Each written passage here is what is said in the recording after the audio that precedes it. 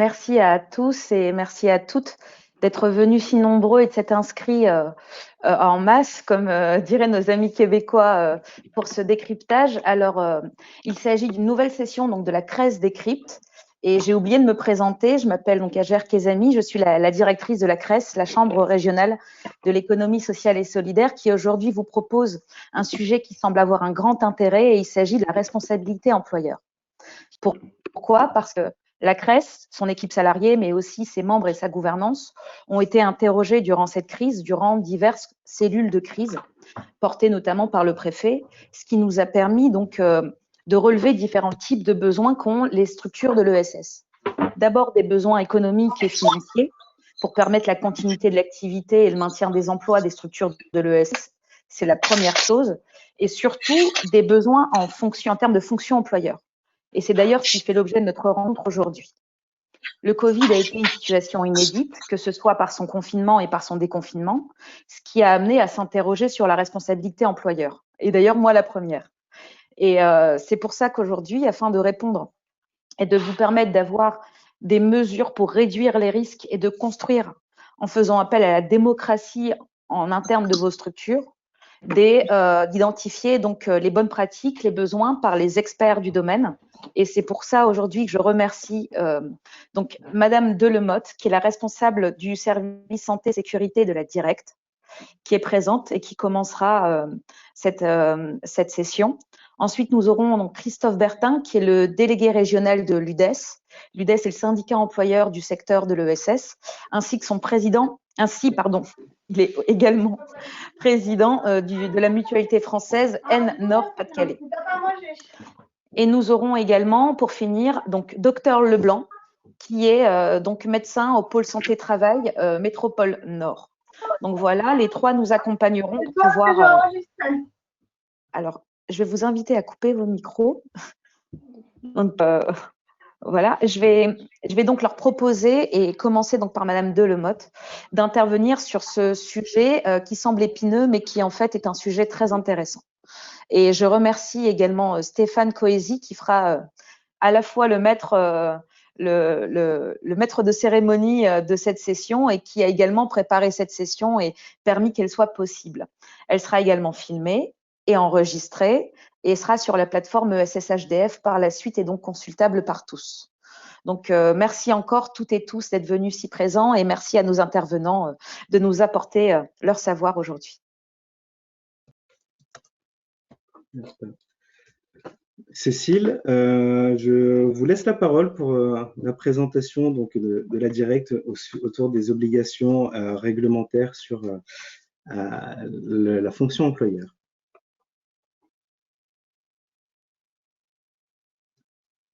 Votre micro n'est pas activé.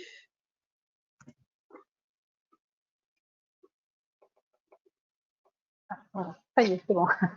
Vous m'entendez? Voilà. Oui. Je vous remercie. Est-ce qu'il y a possibilité en même temps de passer le diaporama pour les participants ou pas? Oui, je vais partager l'écran tout de suite. Voilà, je vous remercie. Alors bonjour à toutes et à tous. Donc Cécile Delemotte, je suis responsable du service santé sécurité à la Directe des Hauts-de-France. Et il m'a été confié 10 minutes là, de présentation sur les obligations de l'employeur en santé sécurité au travail pendant cette période assez singulière d'épidémie de Covid et de déconfinement aussi.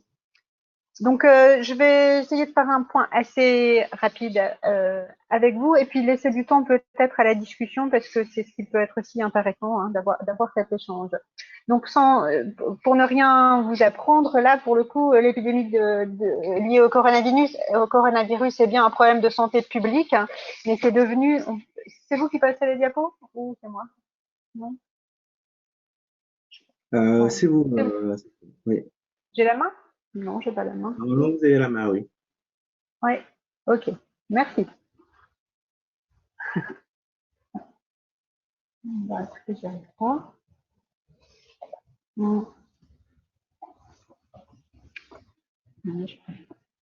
Je vais passer les diapos, allez-y. Voilà, oui, ça sera peut-être. Voilà, c'est bien. Donc c'est bien un problème de santé publique, mais qui devient un problème de santé et de sécurité au travail. Et toutes les recommandations qui existent autour de la question de l'épidémie de Covid liée au travail, bien sûr, doivent être adaptées aux spécificités de l'activité et de l'organisation de vos entreprises, en passant bien sûr par l'analyse du risque lié à la contagion, à l'évaluation et puis au plan d'action, avec la nécessité d'informer et de donner les consignes de sécurité adéquates, de former le personnel et d'organiser le travail. Alors, bien sûr, ce travail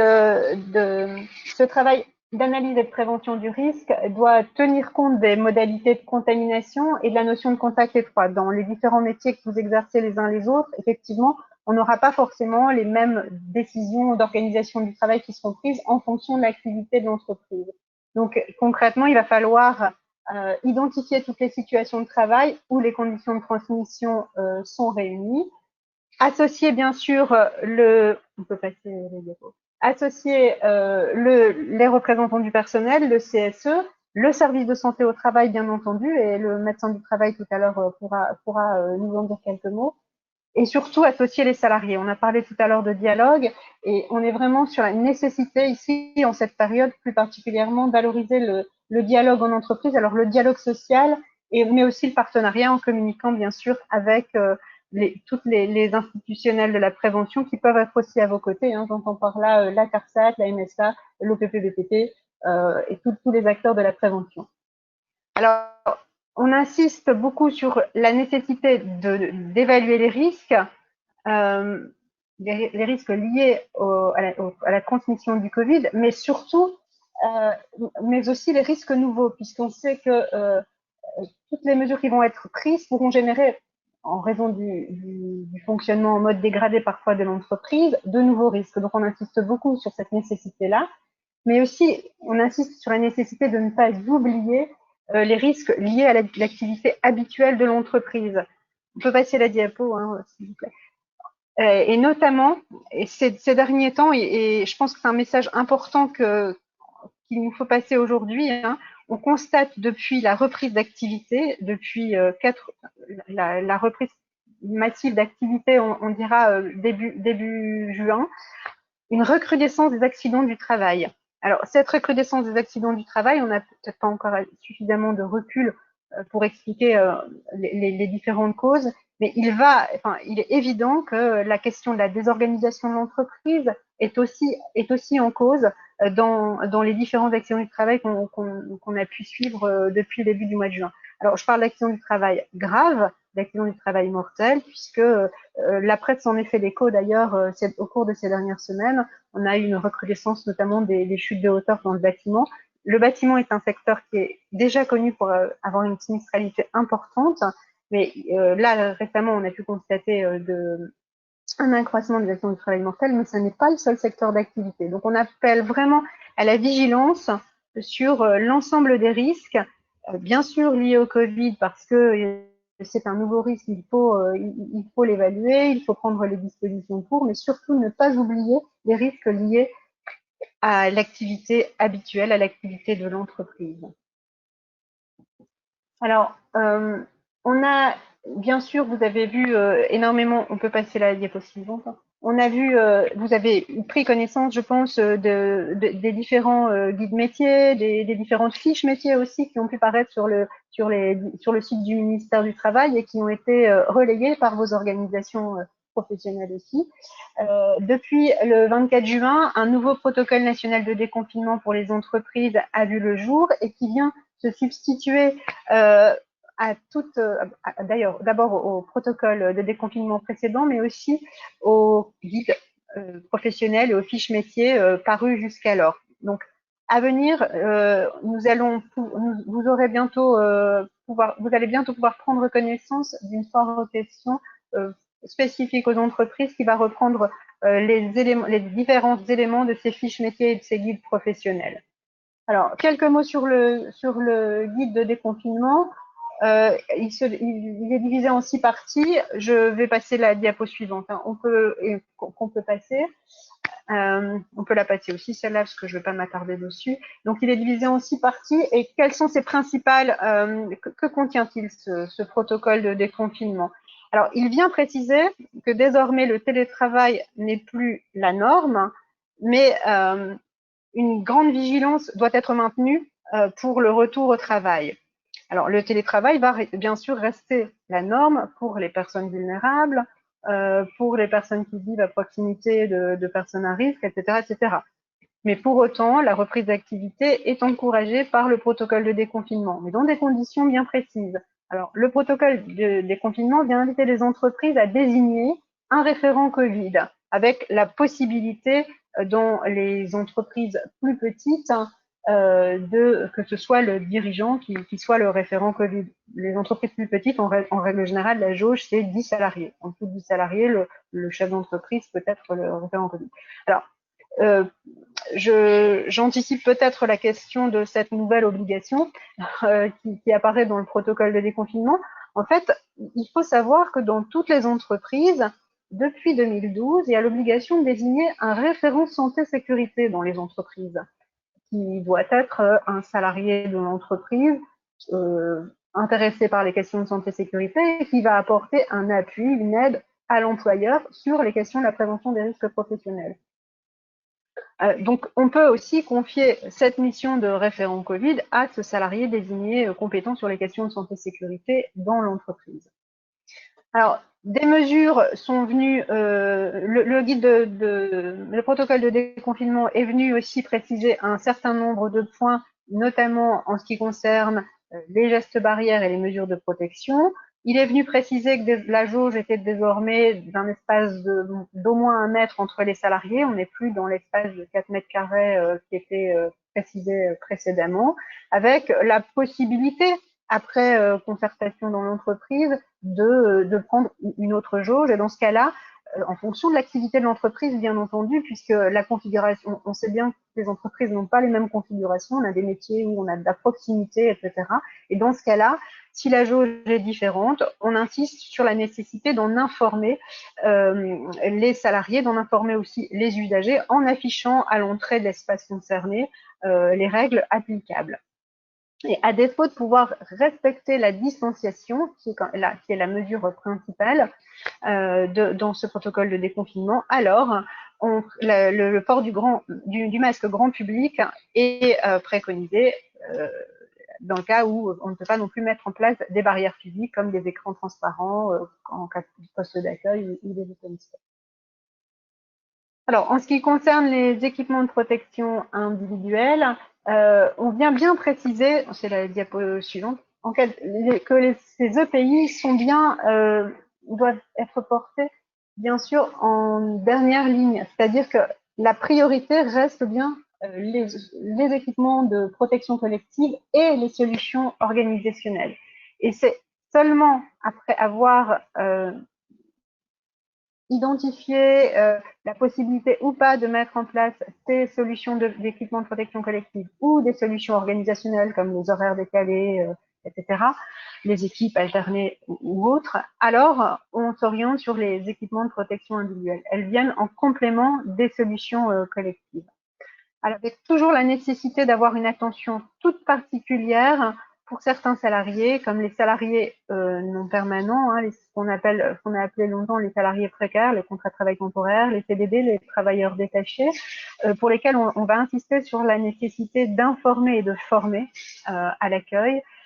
Et puis aussi pour les salariés qui risquent de développer une forme grave de Covid ou qui vivent au domicile d'une telle personne. Dans ce cas-là, comme je l'ai précisé tout à l'heure, on va favoriser le télétravail après échange, bien sûr, avec le médecin du travail et le médecin traitant. Et si le télétravail n'est pas possible, à ce moment-là, on préconise le port du masque à usage médical et puis bien sûr le rappel des mesures barrières, hein, le lavage des mains fréquent, un bureau dédié et ou un écran de protection pour protéger la personne. Alors, le protocole de déconfinement vient aussi aborder la question des tests de dépistage et de la prise de température. Je ne vais pas m'attarder trop sur la question des tests de dépistage et de la prise de température parce que le médecin du travail pourra revenir dessus tout à l'heure. Hein. On rappelle simplement qu'on n'a pas dans les entreprises, il n'appartient pas aux entreprises de mettre en œuvre des tests, de mettre en place des tests de dépistage. On a tout ça, ça appartient aux autorités médicales et aux autorités sanitaires. Et donc, il n'appartient pas aux employeurs de décider de campagne de façon unilatérale dans leur entreprise, de décider de tester tel ou tel salarié. Et en ce qui concerne la prise de température, on reprend ce qui existait dans le protocole précédent. Hein. On précise qu'il n'y a pas de caractère obligatoire, le salarié peut refuser sans encourir de sanctions et qu'il est préférable d'encourager les salariés à prendre leur température à leur domicile. Et on rappelle aussi, bien sûr, qu'il y a l'interdiction d'enregistrer les relevés ou de procéder à des opérations de captation automatisée de température. Alors pourquoi ces précisions sont-elles données? Parce qu'on s'inscrit toujours dans le cadre des règles relatives au respect des droits des personnes et des libertés individuelles, à la proportionnalité des mesures de restriction des libertés au but recherché. Et tout ça, ça reste vraiment des principes fondamentaux à respecter dans le choix des mesures de prévention. On rappelle que la principale atteinte aux droits des personnes qui pourrait émerger dans ces situations-là, c'est bien le contournement ou la violation du secret médical. Donc, on insiste vraiment sur le fait qu'il y a des règles vraiment à respecter au niveau des droits des personnes et des libertés individuelles.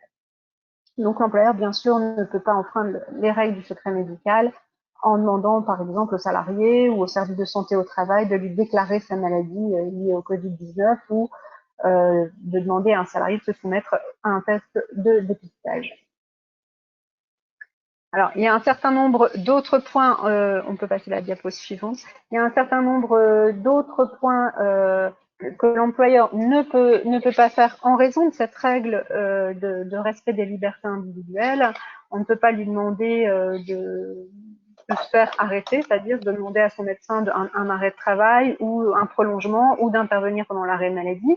On ne peut pas non plus refuser à un salarié l'accès à l'entreprise à la fin de son arrêt de travail.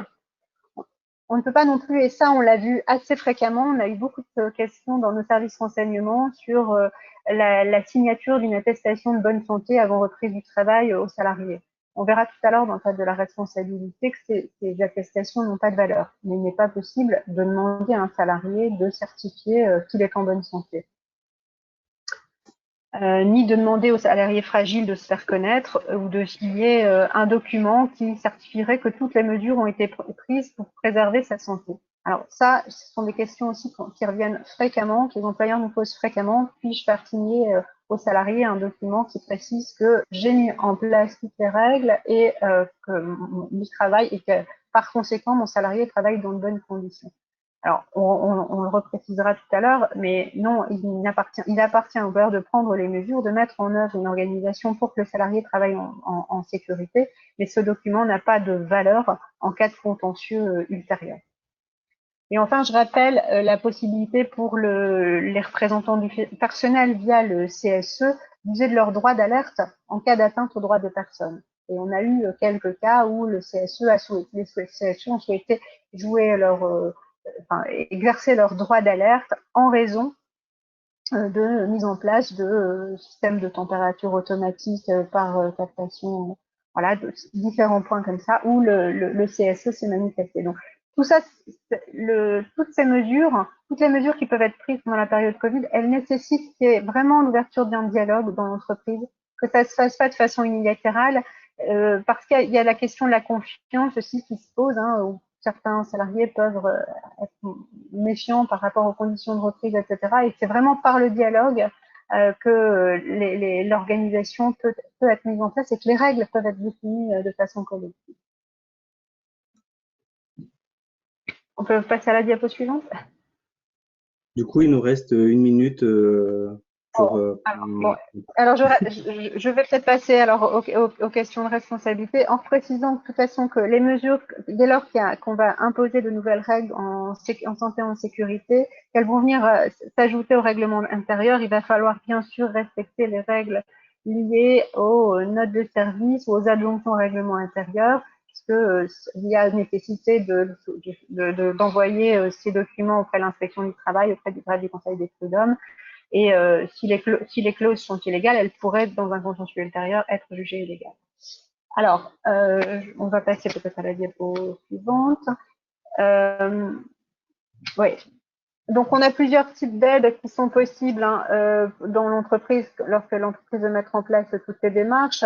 On a bien sûr l'appui documentaire, mais ça, on l'a cité tout à l'heure, avec les fiches métiers, les guides professionnels, le guide de déconfinement, etc. On a aussi la possibilité dans la démarche de prévention de se faire aider par les préventeurs, je les ai cités tout à l'heure, la CARSAT, la MSA, la CCI, la Chambre des métiers, l'OPP-BCP, la RAC, etc. Et je viens préciser ici, c'est important, qu'il y a un dispositif qui a été mis en place qui s'appelle le dispositif Objectif Reprise, qui est ouvert à toutes les entreprises de moins de 250 salariés. C'est la possibilité, par le biais d'un questionnaire en ligne, de procéder à un autodiagnostic de la situation dans l'entreprise, mais à la fois sur les questions de santé et sécurité, mais aussi les questions de management, les questions d'organisation du travail, de ressources humaines. Ça prend entre 5 et 10 minutes à l'employeur qui décide, au chef d'entreprise qui va décider de se connecter et de remplir cet autodiagnostic, et il obtient un résultat immédiat. Et en fonction du résultat, il peut demander à se faire contacter par l'ARACT de sa région. Et l'ARACT de sa région va analyser, s'il estime qu'il a un besoin d'aide, va analyser sa demande et en fonction de la demande, soit décider de traiter avec l'entreprise la question qui est posée, soit décider de transférer cette question au service compétent, qu'il s'agisse du service de santé au travail, de la CARSAT, de la chambre de commerce, etc., en fonction de la question financière, question santé-sécurité, question d'organisation, de management, de formation, etc. Donc, c'est vraiment un dispositif qui, en région, enfin, qui est au niveau national et qui est déployé en région et qui a vraiment vocation à rassembler l'ensemble des acteurs qui peuvent aider les entreprises en cette période assez particulière sur toutes les questions donc, que je viens enfin, sur toutes les thématiques que je viens de vous citer. Et donc, je vous invite vraiment à aller en tapant Objectif Reprise ARACT, vous arriverez directement sur le questionnaire. Et puis enfin, au niveau matériel, la possibilité, c'est de se faire aider financièrement. Et là, il y a un certain nombre d'aides qui existent aujourd'hui, qui ont été mises en place par la CARSAT et qui ouvrent la possibilité pour les chefs d'entreprise d'avoir une participation financière aux investissements liés à la mise en place de mesures de sécurité pour lutter contre l'épidémie de Covid. Donc, qu'il s'agisse des écrans, la mise en place d'écrans, la mise en place de pays, etc. Donc, il y a la possibilité d'un financement en allant sur le site de la CARSAT. Voilà. Alors, peut-être, vous me direz que je vais m'arrêter là. Et on peut peut-être aborder les questions de responsabilité pénale et de responsabilité civile tout à l'heure dans le cadre des échanges, si vous le souhaitez. En tout cas, je laisserai mon support à disposition avec un certain nombre d'éléments sur ces questions de responsabilité pénale et de responsabilité civile, en rappelant bien qu'on est sur une obligation de moyens renforcés pour les chefs d'entreprise, et donc vraiment l'intérêt la nécessité de tout ça, c'est vraiment de démontrer par le biais de l'évaluation des risques qu'on a bien identifié les problématiques, qu'on a bien pris en compte un certain nombre de points, qu'on a décidé d'un plan d'action, qu'on a mis en œuvre des mesures pour justifier, en cas de contentieux ultérieur, que les moyens ont été mis en œuvre. Voilà. On est sur une question au départ de santé publique, on ne pourra pas établir de lien direct entre, par exemple, un salarié qui deviendrait, qui déclencherait, qui aurait la maladie, et le travail. Voilà. Dès lors que l'employeur a mis en place tous les moyens en sa possibilité. Ok, très bien. Merci pour votre intervention. Effectivement, on y reviendra tout à l'heure si ces questions se posent, mais on aura un peu de temps en fin de session pour revenir sur ces questions de responsabilité. On a une question qui concerne donc la liste actualisée, enfin une définition pardon actualisée des personnes dites à risque. Est-ce que on a cette définition qui existe quelque part et comment se la procurer? Alors, je vais peut-être, on a peut-être le docteur Leblanc qui pourra m'aider là-dessus. Mais les personnes à risque, on a la liste qui avait été fixée sur le site, sur les sites de la sécurité sociale. Hein. À ma connaissance, moi, j'ai pas connaissance d'un changement de cette liste depuis sa parution en début de période d'épidémie. Est-ce que le docteur Leblanc peut-être peut confirmer? Docteur Leblanc, votre micro. Oui.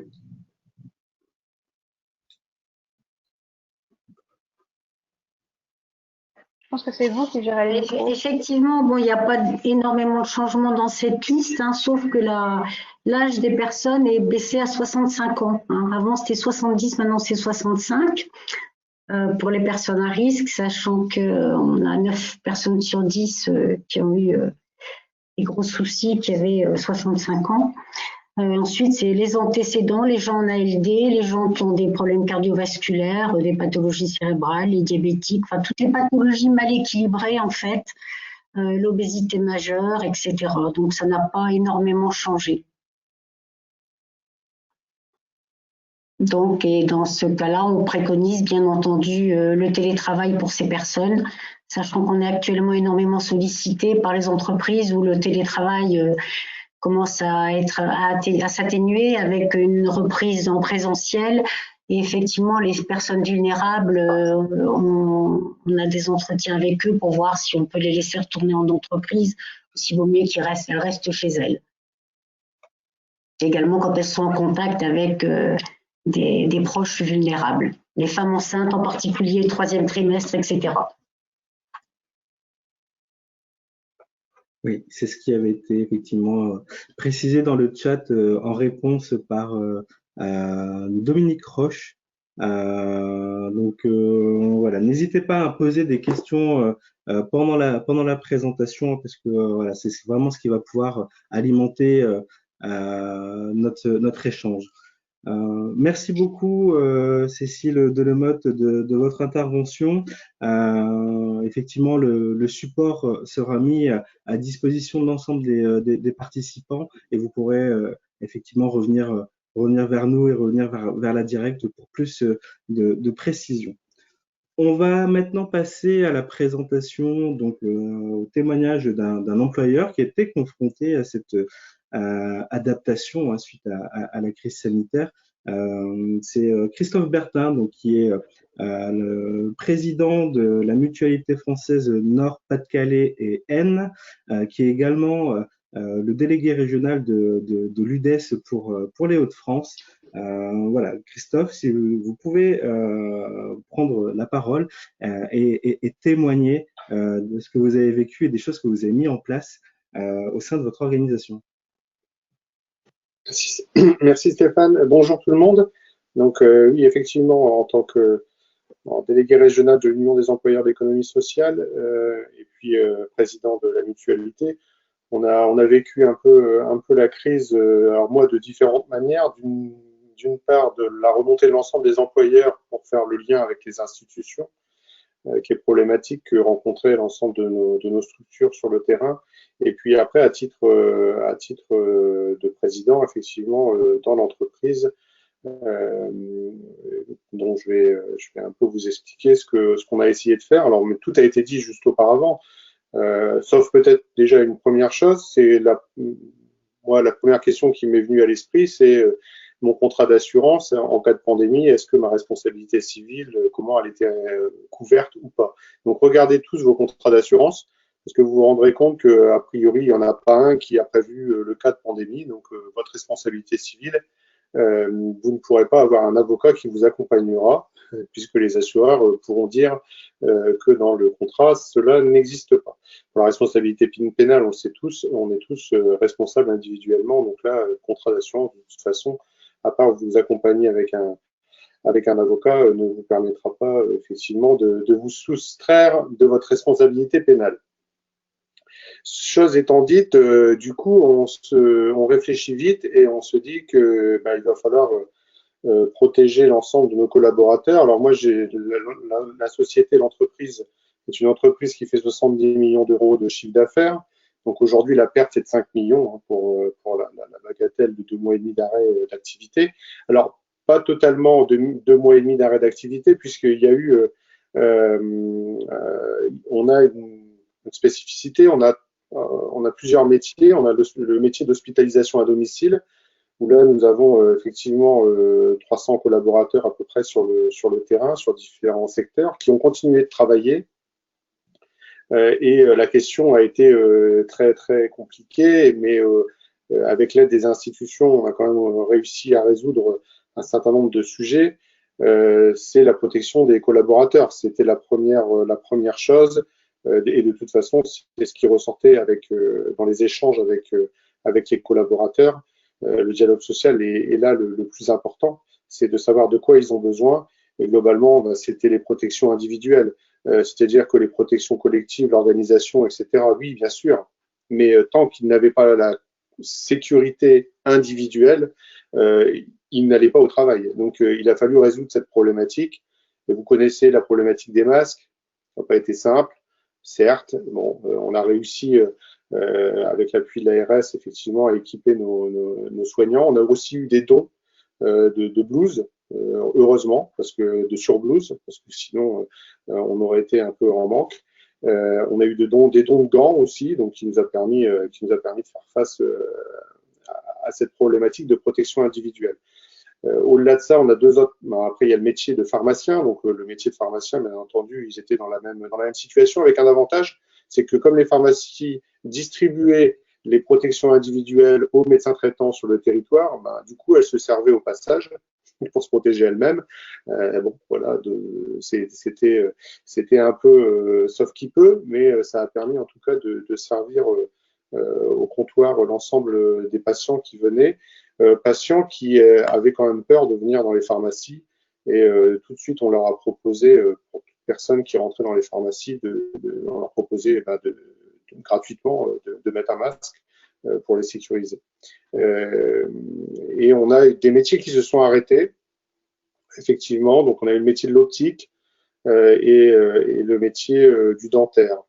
Et ces deux métiers-là on a décidé de les arrêter complètement. Alors, il y a eu les syndicats ont à un moment donné dit oui, il faut quand même ouvrir, il faut quand même fermer. Il faut fermer, il faut ouvrir, on ne savait pas trop. Nous, on a pris la décision de fermer définitivement et de prendre aucun risque pour nos collaborateurs. Pour faire quelques euros de chiffre d'affaires, c'était à mon avis pas très utile. Mais bon, je pense qu'on a fait le bon choix puisqu'on n'a pas eu de cas de Covid, en tout cas sur les 800 collaborateurs de l'entreprise, sauf un, mais qu'il l'a eu chez lui parce qu'il revenait de vacances quand il l'a découvert à son arrivée en entreprise. Par contre, là, effectivement, la reprise du travail était complexe sur l'optique et sur le dentaire, puisque l'optique s'est très vite posé la question comment on pouvait s'organiser pour accueillir les clients. Donc là, même chose, on s'est rendu compte que dans les pharmacies, ça fonctionnait. C'est-à-dire qu'à l'entrée d'un magasin d'optique aujourd'hui de mutualiste, écoutez voir, on vous donne un masque. Si vous n'en avez pas, vous êtes obligé d'entrer avec un masque. Globalement, on a mis tout de suite en place un site internet pour les prises de rendez-vous. Donc les gens prennent rendez-vous et viennent en magasin. Et globalement, aujourd'hui, 90% de nos clients passent par le système prise de rendez-vous. Donc très peu passent au fil de la journée. Donc c'est relativement facilement gérable, ça évite d'avoir trop de monde dans un magasin et ça permet effectivement de répondre à la demande. Alors ça a été la discussion avec les organisations du personnel, les représentants, et pour eux c'était la meilleure façon de reprendre l'activité. Je pense que ça nous a été profitable puisque aujourd'hui je peux dire que pour le mois de juin, j'ai les chiffres de ce matin, pour le mois de juin, j'ai les mêmes chiffres que l'année dernière en 2019, au mois de juin 2019. Donc, je suis revenu pour l'entreprise, en tout cas, nous sommes revenus pour le mois de juin, en l'occurrence, sur le même chiffre d'affaires qu'il y a un an auparavant. Donc, voilà, notre souci de ce côté-là, je pense que pour que les gens reviennent au travail, pour que les gens aient envie de travailler, dans des conditions de sécurité, il fallait, je pense, privilégier à tout prix leur propre sécurité, ce qui a amené finalement du coup une activité économique plutôt sereine derrière. Et voilà, on est assez satisfait de ce côté-là, mais ça a nécessité beaucoup d'échanges. Et ça en nécessite encore beaucoup parce qu'on a tous la peur de ce qui se passera demain. Pas forcément d'une pandémie, à nouveau, peut-être. En tout cas, la crise de confiance qu'il pourrait y avoir, c'est au mois d'octobre, il y a la grippe naturelle qui va arriver et les gens vont arriver avec 40 degrés de fièvre. Comment on va gérer? Il va falloir qu'on mette bien les systèmes de protection, de sécurité pour qu'on puisse toujours continuer de travailler en confiance, parce que je pense que c'est l'essentiel si on veut que les collaborateurs puissent réaliser le travail qu'il leur est demandé. On a un dernier métier qui là nécessite vraiment, qui est très complexe, c'est le métier métier dentaire, puisque aujourd'hui vous savez que tous les soins aérosols qui sont faits dans les cabinets dentaires nécessitent l'aérosol envoie de l'air forcément et risque d'éparpiller le virus dans le cabinet. Et donc là, en l'occurrence, ça a été un peu la course parce qu'on avait des cabinets sans fenêtres. Donc on avait 6 cabinets dentaires sans fenêtres. Donc on a eu dès le 11 mai, on a appris ça le 8 mai. Le 7 mai, on apprenait qu'il fallait mettre des fenêtres dans chaque cabinet, où il fallait un extracteur d'air qui extrait 6 fois le volume d'air de la pièce en 15 minutes, ce qui est assez conséquent comme extracteur d'air, très, très onéreux, et plus onéreux que de faire un trou et mettre une fenêtre. Donc très rapidement, on a mis des fenêtres. Et puis après, on s'est rendu compte que nettoyer un cabinet un quart d'heure après chaque soin aérosolisant, c'est comme ça qu'on va dire, des soins aérosols, qui nécessitent des aérosols, et quand on est payé qu'un quart d'heure et qu'on a un quart d'heure de nettoyage, c'est juste pas possible. C'est-à-dire que le dentiste, il perd la moitié de sa rémunération, donc, puisque les dentistes salariés chez nous sont payés au chiffre d'affaires, un pourcentage du chiffre d'affaires. Donc globalement, les dentistes nous ont dit clairement, nous on ne revient pas travailler. Donc aujourd'hui, on a un système assez qui est possible dans certains endroits, c'est-à-dire que dans certains endroits, le dentiste travaille sur 2 fauteuils, il fait un fauteuil. Quand il a fini, l'assistante nettoie le premier fauteuil et il va sur le deuxième fauteuil. Sauf qu'il n'arrive pas à faire forcément ces heures, parce qu'il faut que l'autre dentiste, lui aussi, puisse travailler sur 2 fauteuils. Nous, on n'a pas la possibilité d'acheter autant de fauteuils que nécessaire pour que les gens puissent travailler sur 2 fauteuils, et puis de toute façon, ce ne serait jamais rentable. Donc aujourd'hui, il y a des aménagements horaires, il y a des dentistes qui travaillent du lundi au mercredi soir, et des dentistes qui travaillent du jeudi matin au samedi soir. Mais tout le monde n'a pas voulu travailler comme ça. Donc aujourd'hui, il y a des dentistes qui se plaignent forcément d'une baisse de rémunération et qui ne veulent pas changer leurs horaires. Et donc, on essaie de discuter avec eux, on essaie de leur faire comprendre que pour eux, c'est peut-être la meilleure solution. Alors tant qu'il y a une partie chômage partiel qui peut leur être amenée, effectivement, ils font un peu chômage partiel, un peu de travail sur 2 fauteuils, mais ça ne tiendra pas dans le temps. Et de toute façon, au bout du bout, en France entière, globalement, les dentistes, c'est des monofauteuils, un seul fauteuil. Et du coup, on va avoir des retards en soins dentaires qui vont être extraordinaires, parce que si à chaque fois, il faut attendre un quart d'heure en plus, déjà que les délais de rendez-vous en dentaire, c'était 2 mois, je pense que ça va être encore plus compliqué. Mais ça sera le problème des autorités. Donc voilà, nous, ce qu'on a mis en place, mais ça nécessite effectivement beaucoup de discussions. Et sur le télétravail, globalement, on a mis toutes les fonctions support en télétravail. On a la chance, je vais dire, d'avoir il y a quelques années en arrière, il y a 2 ans en arrière, on a la chance d'avoir engagé un programme de dématérialisation de l'ensemble de nos pièces comptables et de nos pièces RH, ce qui a permis très vite de mettre nos collaborateurs en télétravail et d'avoir une vraie activité. Mais c'est c'est parce qu'on n'avait pas anticipé la crise, mais on avait le mouvement général, la tendance générale allait vers la dématérialisation, ce qu'on a mis en place. Et du coup, et certains collaborateurs souhaitent continuer d'être en télétravail, d'autres non. Donc aujourd'hui, on réfléchit pour effectivement ceux qui le souhaitent rester en télétravail et ceux qui souhaitent revenir. Et du coup, ça arrange tout le monde parce que ça évite que les locaux qu'il y ait trop de personnes dans les locaux et que du coup, il y ait plus de risques par rapport à cette pandémie. Voilà un peu le contour de ce que nous, on a réalisé, mais je rejoins franchement Madame Delmotte, hein, c'est la discussion, hein, qui permet d'avancer. Alors après, il faut formaliser tout ça dans un document unique, dans un règlement intérieur, etc. Donc, accompagné effectivement par les médecins du travail, on essaie d'être en cohérence réglementaire, mais ça reste encore très difficile, très difficile. Ça reste encore difficile parce que chacun a vécu la pandémie différemment, quoi. Donc, quand vous avez beaucoup de collaborateurs, ça peut être plus compliqué. En tout cas, nous, on n'a pas souhaité prendre de risques. Notre responsabilité, elle est au-delà pour nous que de la responsabilité employeur, elle est aussi de la responsabilité sociétale. C'est-à-dire qu'on est un acteur de la société en tant qu'entreprise et on se doit de participer à l'effort collectif. Donc c'est ce qu'on a souhaité faire à notre niveau. Je pense que tout le monde essaie d'être dans cette dynamique, mais bon, c'est pas toujours facile à réaliser. Après, au titre de l'UDES, voilà, nous, on a sachez que l'UDES a l'Union des employeurs d'économie sociale, on a effectivement toute une partie de travail qui a été fait avec le ministère du Travail sur les fiches métiers, par exemple, d'aide à domicile, etc. Il y a un certain nombre de fiches métiers qui ont été travaillées au niveau national avec l'ANACT pour essayer d'accompagner nos employeurs de l'économie sociale au mieux par rapport à la remise en route. La question va se poser, c'est au-delà de la remise en route actuelle, c'est le demain. Comment on va gérer le demain? Et ça sera, à mon avis, notre paire de manches. Voilà.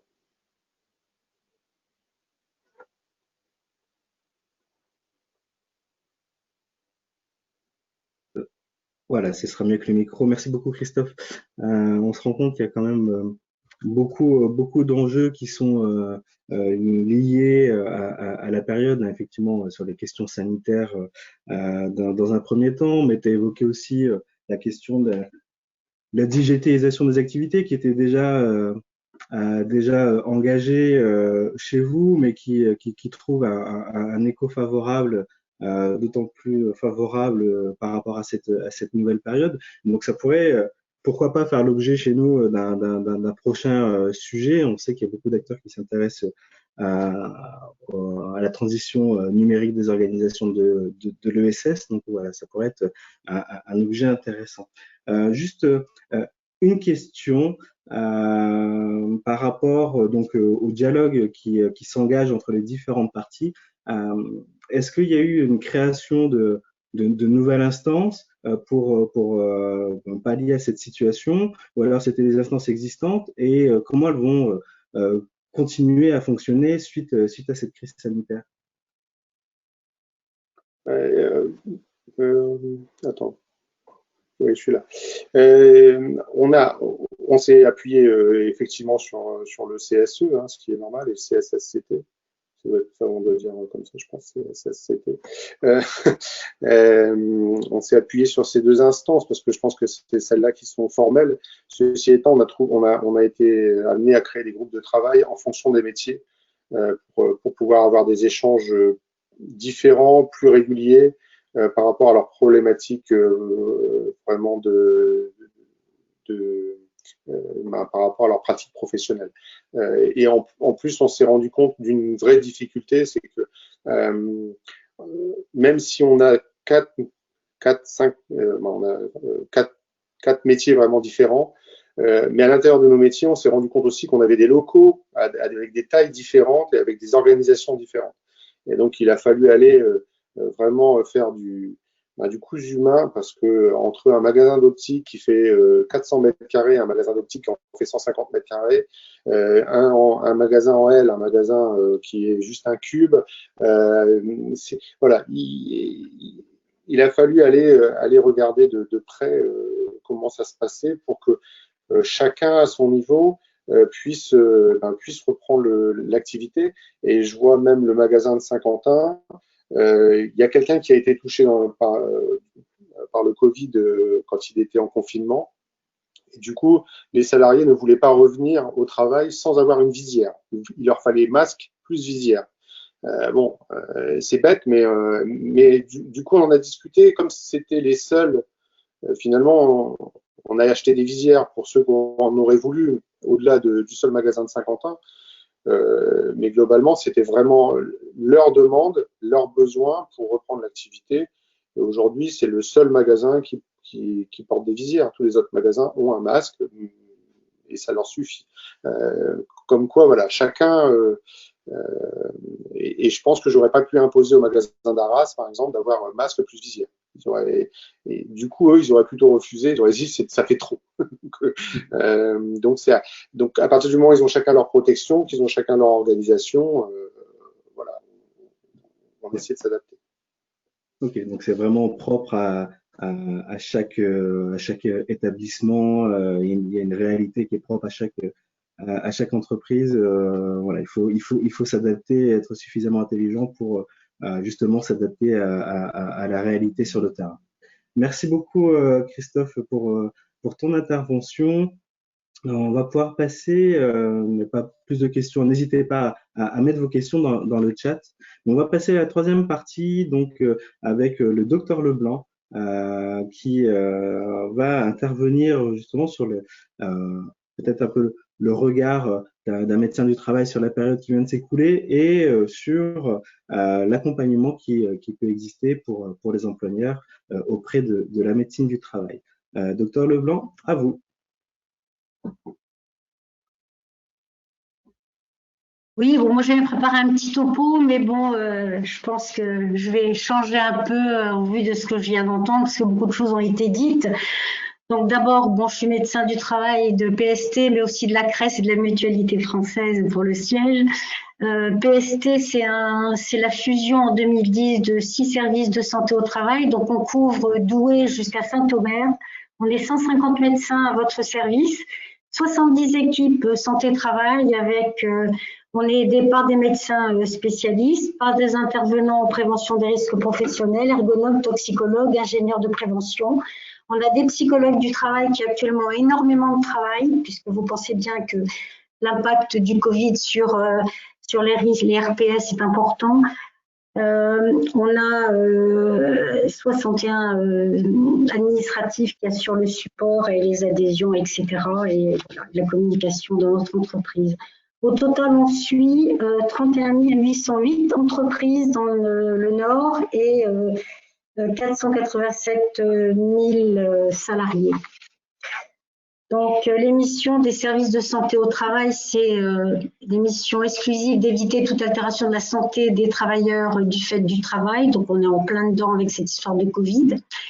Avec 4 axes, conduire des actions de santé-travail dans le but de préserver la santé mentale et physique des travailleurs, de conseiller les employeurs, les salariés, les représentants du personnel sur les dispositions et les mesures pour diminuer les risques professionnels et d'autres choses que je n'évoquerai pas là, assurer la surveillance de l'état de santé en fonction des risques et contribuer à la traçabilité des expositions à la veille sanitaire. Bon, parallèlement à nos obligations, il y a les obligations de l'employeur qu'il ne faut pas oublier, puisque l'employeur doit prendre les mesures nécessaires pour assurer la sécurité et protéger la santé physique et mentale des travailleurs, avec des actions de prévention des risques professionnels, de formation, d'information et de mise en place d'une organisation et de moyens adaptés. Donc tout ça, c'est les obligations de l'employeur.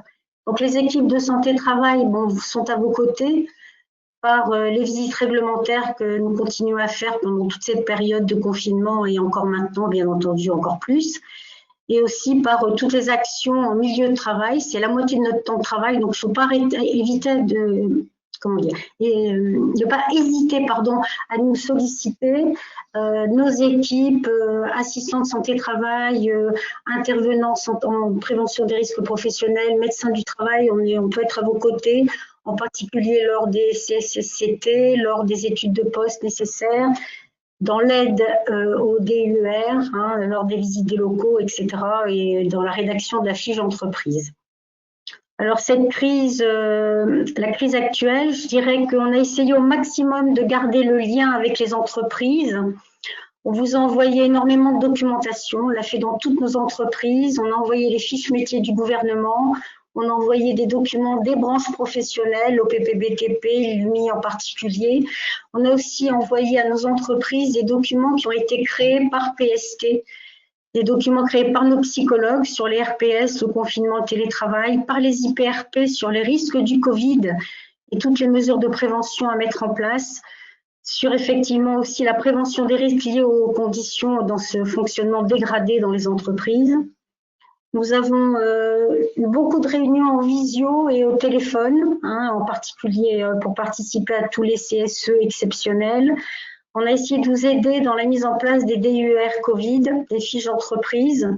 On a fait beaucoup de téléconsultations avec les personnes vulnérables qui craignaient de retourner travailler ou pour qui il fallait en quelque sorte notre validation, surtout quand il y avait eu un cas de Covid chez un salarié qui devait reprendre le travail.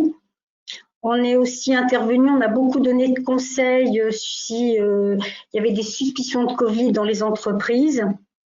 On a essayé aussi de vous conseiller sur les types de masques, sur les produits virucides. Enfin, il y a eu un tas de demandes auxquelles on a essayé de répondre. Ce que je voulais dire, c'est qu'on a été très sollicité par les entreprises avec qui on travaille depuis des années de façon très proche. Et par les entreprises qui nous reconnaissent. Effectivement, les entreprises avec lesquelles on n'a malheureusement pas assez de relations n'ont peut-être pas pensé à nous solliciter. Mais celles avec qui on travaille beaucoup, je peux vous dire qu'elles nous ont bien, elles nous ont bien demandé d'intervenir. Donc, ce que je voulais vous dire, c'est qu'il fallait absolument nous contacter. Si vous le souhaitez, vous pouvez contacter votre médecin du travail là où il exerce et où il fait passer les visites à vos salariés. Vous pouvez envoyer des mails, vous pouvez nous téléphoner, vous pouvez passer par le siège, par le service adhérent.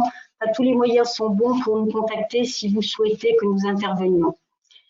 On m'a demandé aussi de vous faire un petit rappel sur les documents réglementaires, la fiche d'entreprise, qui est donc de la responsabilité du médecin du travail, qui est obligatoire dans chaque entreprise et établissement, qui est établie par le médecin du travail et par son équipe, et où doivent figurer les risques professionnels et les effectifs qui sont exposés à ces risques professionnels. Donc cette fiche, elle est mise à jour lors des visites d'entreprise et elle doit l'être là dans le cas du Covid. Elle est ensuite transmise à l'employeur. L'autre document clé, c'est le DUR, qui est de votre responsabilité depuis le décret du 5/11/2001. Donc il y a une obligation pour tout employeur qui a un ou plusieurs salariés de répertorier, d'évaluer tous les risques professionnels susceptibles de nuire à la santé et à la sécurité des travailleurs. Il faut donc le mettre à jour une fois par an et aussi quand il y a des modifications. Donc là, le Covid nécessite une mise à jour de ce document unique. Donc, je vous rappelle qu'il est établi par unité de travail avec l'équipe concernée. Le mieux, c'est de faire un tableau Excel qui reprend les risques classiques auxquels on a tous l'habitude de répondre, que ce soit les chutes, la manutention, etc. De reprendre les tâches qui exposent à ces risques et aussi inclure l'environnement de travail dans ce catalogue. De voir les conséquences pour la santé de l'exposition à ces risques, d'évaluer la fréquence d'exposition, la gravité, les moyens de prévention, de noter les moyens existants pour réduire les risques et les mesures que vous comptez mettre en place avec les délais de réalisation. Lors du Covid, pour le DUR, il faut absolument donc faire une case risque biologique où vous allez identifier toutes les situations à risque de transmission de la Covid-19, identifier les nouveaux risques liés au fonctionnement dégradé de l'entreprise, donc suite à l'aménagement des locaux, à l'affectation à de nouveaux postes, à la mise en place du télétravail, il faudra noter les mesures de prévention et de protection adéquates que vous allez mettre en place, le respect des mesures barrières, la mise en place du châle, lavage des mains, enfin vous connaissez maintenant tout ça aussi bien que moi, la distanciation, les masques, le nettoyage des locaux, l'utilisation des produits spécifiques virucides, l'utilisation de matériel comme les plexis, la gestion des flux, les zones de courtoisie, le sens de circulation, tout ça, ça doit être dans votre DUR spécifié. Donc, vous savez que maintenant, avec le niveau 3 de déconfinement, on est passé de 4 mètres carrés par personne dans les bureaux à 1 mètre de distance. On a réouvert les lieux de convivialité tout en respectant absolument toutes les règles d'entretien des locaux, le respect de la distanciation, etc. Je voulais faire un tout petit focus aussi sur le télétravail, qui reste à privilégier, même si on incite sur un retour progressif qui est conseillé dans les entreprises. Je vous rappelle que le télétravail, ça a mis à mal l'équilibre vie familiale, vie professionnelle. Ça a entraîné un manque de lien social, des difficultés managériales. C'est pour ça qu'on a, nos psychologues ont fait différents documents qui sont à votre disposition, qui sont très intéressants sur tout cela. Ça a été des difficultés d'installation au niveau des postes de travail au domicile, parce que on est certainement moins bien installé que dans un bureau classique au boulot, avec des sièges qui sont inadaptés, des espaces exigus. Et puis aussi les risques liés au domicile qu'il ne faut pas oublier dans le télétravail, avec les câbles qu'il ne faut pas toujours bien cachés comme dans votre bureau au boulot, ou les escaliers qu'il faut emprunter pour monter dans son lieu de travail à la maison. Donc, le grand message, c'est de ne pas hésiter à contacter votre équipe santé-travail, surtout. L'aide au DUER, ça fait partie de la cotisation, donc c'est dans notre boulot, c'est nos tâches. Nous avons des assistants de santé-travail qui sont à votre disposition. Il ne faut surtout pas hésiter à nous contacter. Voilà. Merci beaucoup. Il y a d'autres choses. Il y aura certainement d'autres choses. Il y a des questions qui sont posées dans le chat, notamment une question qui a été posée tout à l'heure, mais qui arrive à propos, c'est est-ce qu'une personne qui est considérée à risque doit rencontrer le médecin du travail lorsqu'elle souhaite revenir sur son lieu de travail? Et à ce moment-là, faut-il qu'elle signe une décharge? Alors, à mon avis, il n'y a pas de décharge du tout à signer. Par contre, ce qu'on a conseillé en général, c'est que le médecin traitant, quand quelqu'un a été souffrant du Covid, que le médecin traitant conseille aux salariés de prendre contact avec le médecin du travail pour prévoir la reprise et voir s'il y a des mesures particulières à mettre en place. Et s'il faut donc faire un aménagement de poste éventuellement. Ensuite, on a été extrêmement sollicité aussi par les personnes vulnérables qui avaient été mises en télétravail, et maintenant que les entreprises reprennent un travail en présentiel, on nous demande beaucoup notre avis pour ces personnes, savoir si elles peuvent revenir au travail. On a aussi le cas dans les magasins, voir les mesures qu'il faut mettre en place parfois pour certains salariés qui sont personnes vulnérables, voir si elles sont... En fait, si vous voulez, la personne vulnérable, le danger, c'est celle pour qui la pathologie est mal équilibrée. Je veux dire, un asthmatique bien traité qui va bien, on va discuter avec lui, avec le médecin traitant. Le contact avec le médecin traitant est très, très important à ce niveau-là pour évaluer les risques, évaluer les mesures qui peuvent être mises en place. Et un asthmatique bien traité qui va bien, il peut tout à fait retourner travailler, il n'a pas plus de risques, surtout s'il a 20 ans, quoi. Dire le danger, on sait que c'est les personnes à partir de 65 ans où là c'est flagrant, c'est la femme enceinte au 3e trimestre, c'est les obèses, vraiment voilà, toutes les pathologies qui sont bien, un hypertendu qui est bien traité, qui a une tension à 13 sous traitement, c'est plus une personne vulnérable. Vous voyez, il faut vraiment faire la part des choses. Et là vraiment le lien avec le médecin traitant, c'est très important pour nous, pour pouvoir vous aider, pour aider les salariés à pouvoir reprendre une activité. Très merci. Il y a une autre question qui concerne une personne qui aurait cette fois-ci contracté le Covid et qui a bénéficié d'un arrêt de travail de moins de 30 jours. Est-ce que cette personne doit quand même passer une visite de reprise auprès du médecin du travail? Alors, la visite de reprise, c'est 30 jours. et c'est demandé par l'employeur au bout de 30 jours d'arrêt. Le salarié, de son côté, peut tout à fait demander à être vu par le médecin du travail, même s'il arrête moins de 30 jours. Donc, ça devient une visite à la demande du salarié. Et l'employeur aussi peut demander une visite, et dans ce cas-là, c'est une visite aussi à la demande de l'employeur. Et il faut que l'employeur nous fasse un petit mail ou un petit courrier en nous expliquant pourquoi il souhaite cette visite. Mais les règles n'ont pas changé. La reprise, c'est 30 jours d'arrêt. D'accord, très bien. Et les visites à la demande de l'employeur et à la demande du salarié peuvent tout à fait être utilisées. Il n'y a pas de délai. Très bien. Je pense que la réponse est très, très claire. Merci. Et il y a une dernière question. N'hésitez pas si vous avez d'autres questions à poser dans le chat, hein, on y répondra. Et on a une dernière question qui concernait cette fois-ci les documents que l'on a évoqués depuis le début de la rencontre. Est-ce qu'il était possible de récupérer ces documents? Oui, ces documents vont vous être envoyés. Un certain nombre de fiches ont été évoquées. Elles vont être transmises, comment dire, elles sont disponibles sur les différents sites internet de nos interlocuteurs. Donc nous, on va vous faire un petit kit du participant avec les quelques liens utiles qui vont vous permettre de récupérer tous ces documents de manière à ce que vous puissiez vous mettre à jour sur ces obligations et ainsi limiter les risques au sein de votre entreprise pour vos salariés. On n'a pas d'autres questions. Ah, si, on a une question qui vient d'arriver. Peut-on imaginer qu'en prévision d'une prochaine pandémie, crise sanitaire, une administration d'urgence soit mise en place très rapidement avec un niveau de moyens suffisant pour apporter très vite des conseils, des données, des outils aux petits employeurs associatifs? Pour compléter, donc les bénévoles dirigeants n'ont pas la capacité d'entreprise importante de l'ESS pour réagir et remplir les obligations. Leur responsabilité sera engagée alors qu'ils ne pourront pas agir par manque d'informations, de disponibilité, d'interlocuteurs et des services compétents. Du coup, lequel d'entre vous souhaite commencer à répondre à cette question?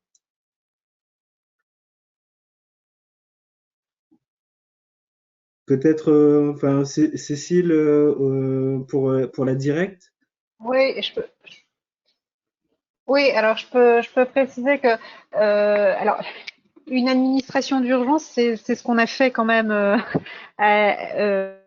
vraiment dès la mi-mars. On s'est vraiment organisé en mode urgence et je peux vous dire qu'on a vraiment mobilisé nos agents sur la réponse aux usagers. Tant aux salariés qu'aux employeurs. On a mis en place une cellule d'urgence qui s'appelle cellule de continuité économique à la directe des Hauts-de-France et on a vraiment répondu à des centaines et des centaines d'appels auprès des entreprises, des chefs d'entreprise et des salariés. Là, je pense que la question concerne plutôt les bénévoles dirigeants. Ils ont aussi la possibilité. Alors maintenant, c'est la question, c'est de savoir comment les connaître. Mais nos dispositifs étaient vraiment accessibles et je pense que les échanges qu'on a pu avoir avec les organisations professionnelles attestent que ça a été quand même bien reçu et bien perçu cette capacité à répondre dans l'urgence. Voilà. Alors on peut toujours mieux faire et ça, je pense qu'on va tous retirer des leçons de cette expérience parce que c'était vraiment nouveau pour tout le monde. Donc on va en retirer certainement des leçons, essayer de s'améliorer. Mais en termes de réponse aujourd'hui, je pense qu'on a vraiment essayé de et la réponse, les réponses qu'on a pu donner aux employeurs et aux salariés démontrent quand même qu'on a eu un taux de réponse très important dans l'urgence. Après, je pense que les organisations professionnelles sont aussi des relais. Et là, je vous passe la main. Christophe, ton micro. Oui, je confirme d'ailleurs la réactivité de la directe. Il a été mis en place une cellule de crise un peu avec la DRJSCS entre le mouvement associatif, la CRES et l'UDES, effectivement, où tout ce qui nous était remonté, en tout cas, on a pu en discuter dans cette cellule de crise. Alors, malheureusement, tout le monde n'a pas toujours été au courant de cette cellule. En l'occurrence, tout ce que l'on avait comme information, on l'a mis sur le site ESS Hauts-de-France, HDF, hein, ESS HDF, qui est complété par la CRES, hein, par rapport à tous les éléments d'information. On a eu 2 échanges avec la directe sur des problématiques que chacun d'entre nous pouvait rencontrer. On a eu des problématiques sur l'aide à domicile dans notre région. On a eu aussi des problématiques dans des EHPAD. Et puis il y a des problématiques sur le tourisme social qui se sont avérées. Il y a eu d'autres sujets qui sont venus. Les petits employeurs n'ont pas toujours la connaissance, mais je pense que indiquez-leur d'aller sur le site ESS HDF. Je pense que s'il y a une nouvelle crise, on remettra en route ce site qui est toujours, d'ailleurs, qui fonctionne tout le temps, hein, qui est tout le temps alimenté. Mais en tout cas, je pense que la CRES, c'est de son rôle. Hein. Je pense que Ager ne me contredira pas. Et en plus, c'est un super boulot qui a été fait. Toutes les informations aussi bien financières sur les problématiques de financement des associations. On avait autour de la table, il faut savoir qu'on avait aussi le conseil régional, les conseils départementaux sur les problèmes de financement des petites associations. Et on a vraiment essayé de faire passer le message à tous les interlocuteurs institutionnels et à l'inverse, tous les interlocuteurs institutionnels essayer de nous faire passer des messages en nous disant on est prêt à vous accompagner. Donc la question c'est voilà, comment après l'information arrive jusqu'entre vos mains. Moi j'aurais tendance à dire le site de l'IDES existe mais il est national donc il ne répond pas toujours à vos problématiques locales. Mais le site ESS HDF, comme il est sur la région Hauts-de-France et qu'on avait autour de la table des interlocuteurs souvent qui vous financent, je pense qu'il y avait vraiment de quoi. En tout cas, je pense que cet outil-là, il est vraiment à utiliser. Voilà. Oui, tout à fait. Pour résumer un peu ce qui vient d'être dit, et notamment la question, il s'agit donc des petits employeurs de l'ESS. Une grande majorité des employeurs de l'ESS sont des employeurs de moins de 13 salariés, donc ce qu'on peut considérer comme des petits employeurs. La question la question employeur, la question des ressources humaines, l'inédit de cette crise a fait également remonter cette difficulté d'obtenir l'information. Et ce qui est remonté jusqu'à nous aussi, c'était le flot d'informations continues que vous avez dû recevoir sur vos boîtes mail durant des semaines et des mois. Et c'est pour ça que lors de la cellule de crise, donc pour rappel, le préfet, la région, les collectivités, mais aussi les chambres et les syndicats employeurs sont réunis pour remonter de l'information et la faire redescendre. On définit le site esshdf.org que je vous ai mis dans le chat, mais que Stéphane vous renverra avec l'ensemble des éléments qui compilent l'ensemble des éléments liés à la fonction employeur, liés à l'économie, à la fiscalité, de ce qui a concerné la crise du Covid, mais aussi des outils financiers à votre disposition. Donc, ce site internet est un guichet unique en fait pour les employeurs de l'ESS. Effectivement, il souffre encore de peu de publicité et on va veiller à y répondre. Mais je pense qu'aujourd'hui, nous sommes un peu plus préparés à l'éventualité d'un reconfinement comme cela risque de se dessiner peut-être d'ici quelques mois. Donc voilà, je vois également qu'il y a d'autres questions dans le chat, Stéphane. Oui, merci pour vos réponses. Je pense que ça a pu apporter à notre interlocuteur et à l'ensemble de nos participants. Du coup, il y avait une autre question concernant la fiche entreprise, donc plutôt une question orientée vers le docteur Leblanc, savoir est-ce que cette fiche existe aussi pour les associations. Et on a eu une réponse directement dans le chat, mais vous pouvez également compléter. Donc cette réponse qui nous précise que les associations sont des entreprises comme les il n'y a pas de souci. salariés. Docteur Leblanc, je vous laisse compléter. Ah mais non, vous avez les mêmes obligations, les associations. Vous avez la fiche d'entreprise doit être établie et la fiche d'entreprise, ça reprend les risques et les effectifs qui sont soumis à ces risques, avec les mesures que l'on vous propose, enfin qu'on peut mettre en place pour prévenir les risques professionnels en fait. Et puis voilà. Et il y a aussi toute une partie sur les locaux, sur enfin voilà quoi, sur tout ce qui à plusieurs phases, mais l'essentiel est donc de mettre en phase les risques et les effectifs exposés. Et c'est la première chose que l'inspecteur du travail va vous demander quand il va arriver dans votre entreprise, c'est votre fiche d'entreprise. Merci pour les précisions. On a également deux retours pour nous préciser que effectivement, la directe, la médecine du travail, les têtes de réseau associatifs, donc on a le réseau Chantier École également qui est cité.